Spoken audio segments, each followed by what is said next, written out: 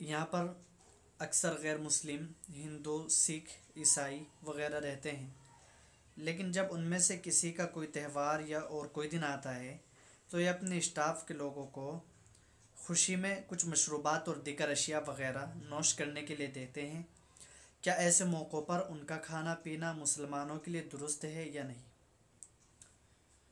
गैर मुस्लिम का हदिया कबूल करना जायज़ है, लेकिन शर्त यह है कि वो हदिया पाक हो, नापाक ना हो। मौलाना यूसुफ लुधियानवी शहीद रहमतुल्लाह अलैह ने आपका मसाइल और उनके हल के अंदर लिखा है,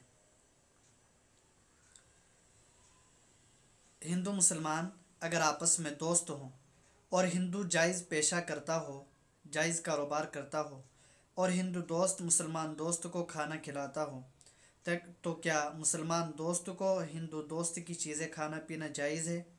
अगर जायज़ नहीं तो फिर मुसलमान हराम खाने की वईदों में शामिल होगा?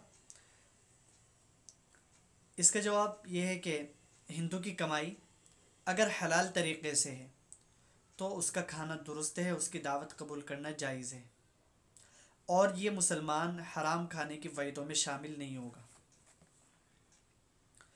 हमने मुसाफिरों के पानी पीने के लिए ठंडे मटकों की सबील बना रखी है। एक दिन एक ईसाई ने हमारे मटकों में से पानी निकाल कर अपने गिलास में पिया और हमने उससे कहा कि आइंदा यहाँ से पानी न पिया करें। उसने कहा कि मैं इस चीज़ की माफ़ी चाहता हूँ। चुनांचे वहाँ पर एक आलिम मौजूद था और मैंने उससे पूछा कि ये वाक़या भी आपके सामने हुआ है, क्या पानी गिरा दिया जाए या नहीं?